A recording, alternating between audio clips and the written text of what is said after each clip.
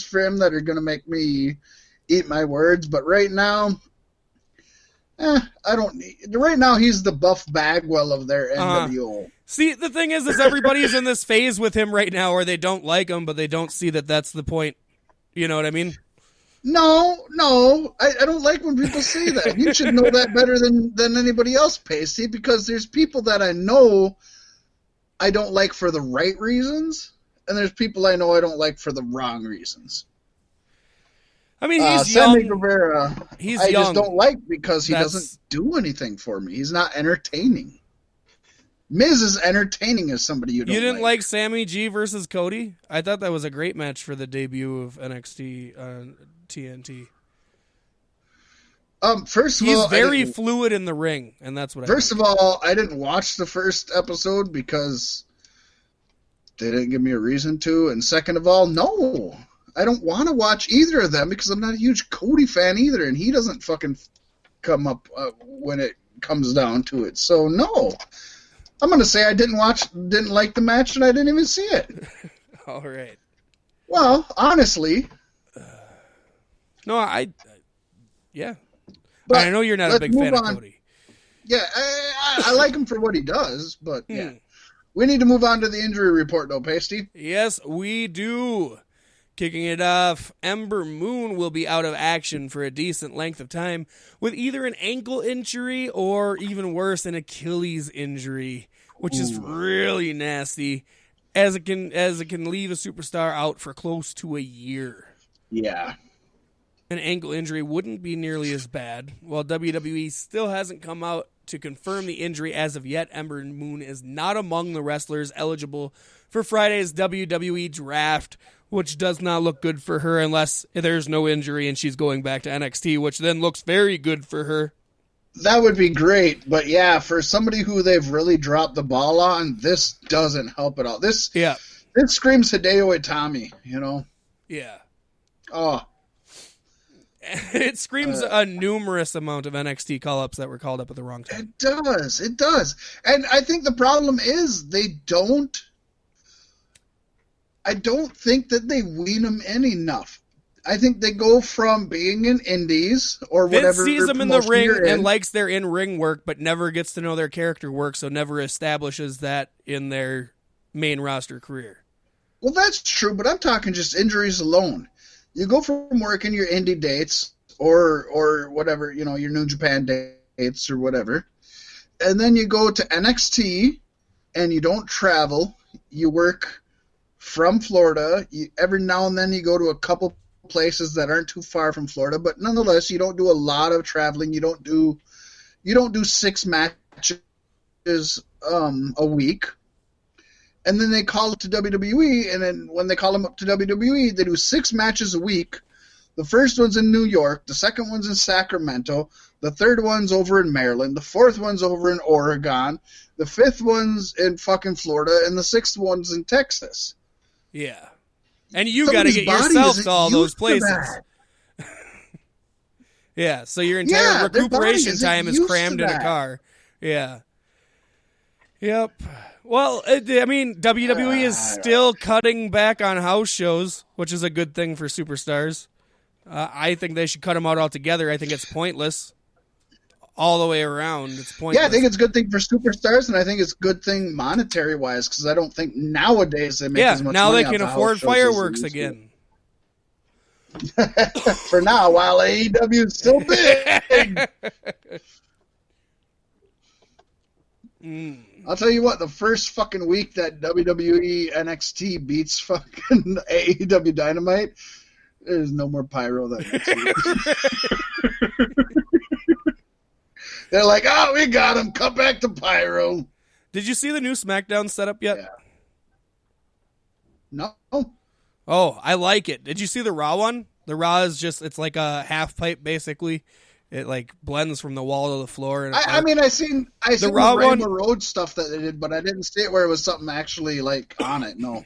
The Raw one's okay, but the SmackDown one actually has like standing 3D things with screens on them, like pillars, 6 of them, each getting smaller, and they're kind of like bracket shaped. And I greatly appreciate a 3D entrance ramp akin to, the SmackDown Fist. That was the best one of all time. You know what I do like? The Raw one is so flat. I don't even think I've mentioned this on this show ever. What I do like is when WWE on their pay-per-views, and I know it's only for the viewers at home, but when they put those 3D images up during the entrances. Yep. I think that's cool. I know. You can bet that now that they're doing pyro, that's going to stop, though. That's a one or the other kind of thing. I like that, though. I thought, and that can't cost any more money. That's like 3 cents more. It would be really cool if you could project it hologram for the audience in the arena. Yeah. I mean, I hear you, but yeah. I mean, you get the pop off the audience that makes it better for TV. I don't know. Yeah, I hear you. It's subjective, but...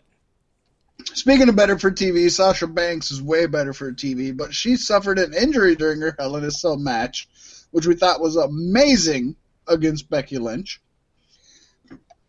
According to PW Insider Paystee, yes, Banks is dealing with a back issue and...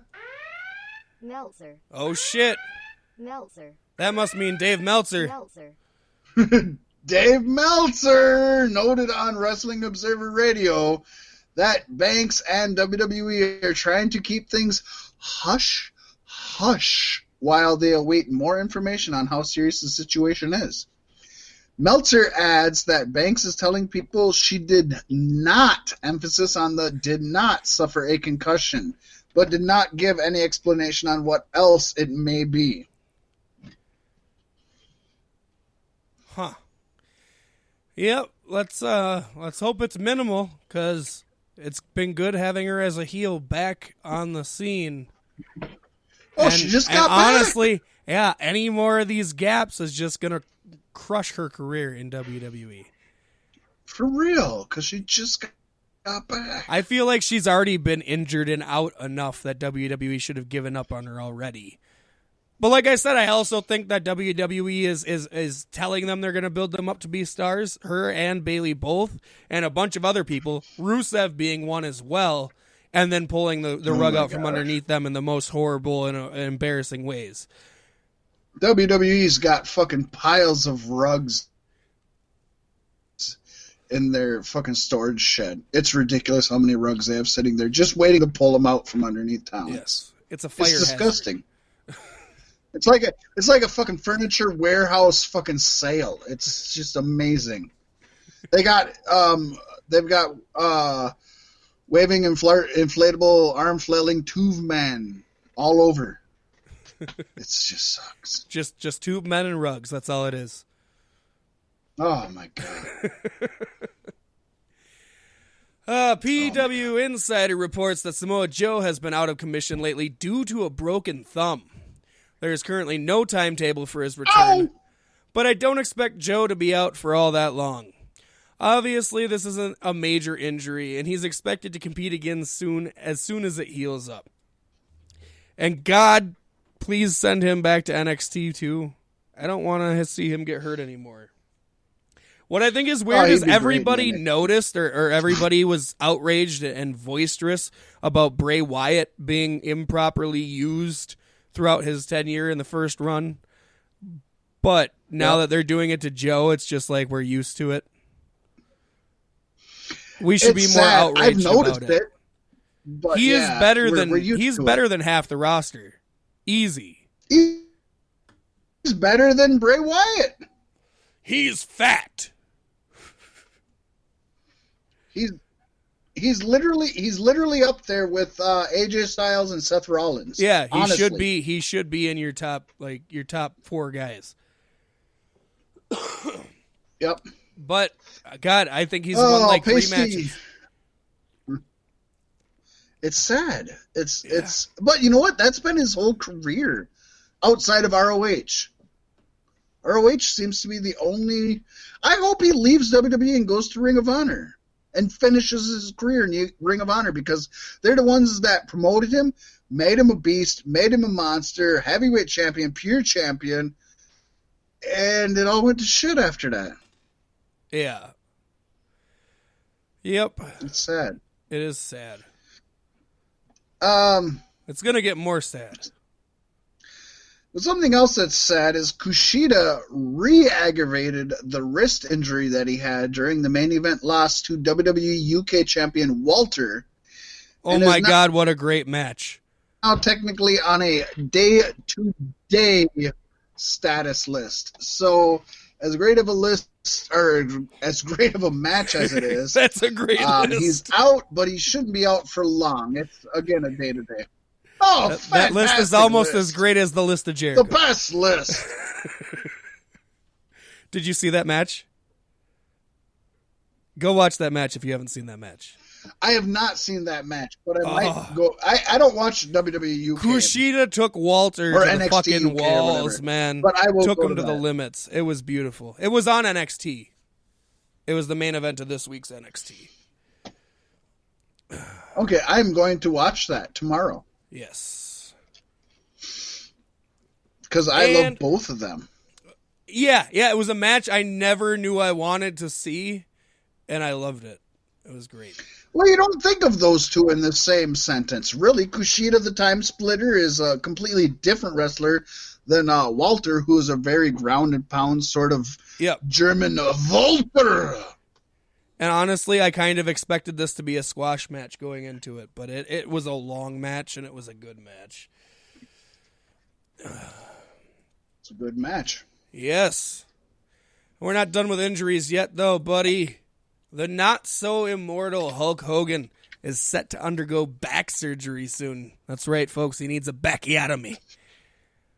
But they're still hoping for one more match in WWE. The 66-year-old Hulkster spoke with the Los Angeles Times this week and said he has had a hard time moving around these days, which he blames on the 7 unsuccessful back surgeries. Of course, all 7 were bad. It's not on him at all. It's the first 7 back surgeries. That leg drop. I think that leg drop is the root of the problem, my friend. It had nothing to do with it. Oh, to be fair, Paystee, Hogan has said retroactively he thinks he should have used, and I think I might have said this on the show before, he believes he should have used a sleeper hold instead of a leg drop. Because the leg drop obviously did so much damage to him, but B, because his gimmick was the 24-inch pythons, and the leg drop does not utilize the 24-inch pythons at all, but the sleeper would.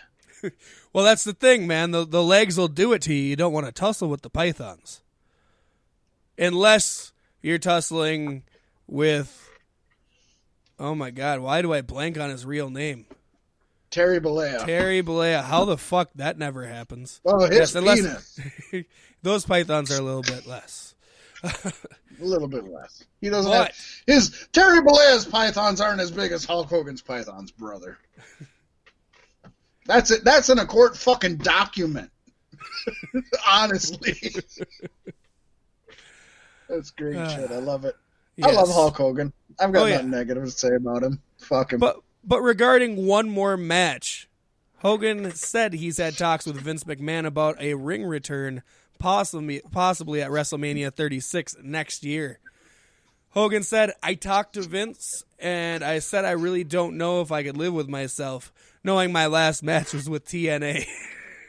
Ouch! Ouch! And then Vince said, that's not the first time you made that mistake, buddy. Ouch! Who does Hogan want to face in his last match if it were to work out? Mr. McMahon himself, he said. And not Ric Flair like it almost seemed like last week on Raw. 2 weeks ago on Raw. Whenever the fuck on Raw that happened. Now we got a lofty weekly elite dirt sheet coming up for you, folks. Wait settle in. Wait a second. Cut the music. Okay. Okay. So, I've heard this, and most people know I'm a huge Hulk Hogan mark, and I love Hulk Hogan. I don't agree with what he said, but to me, whatever. I'm not getting into that. So, Paystee, I sat here and I came up with something that I have not seen anywhere else,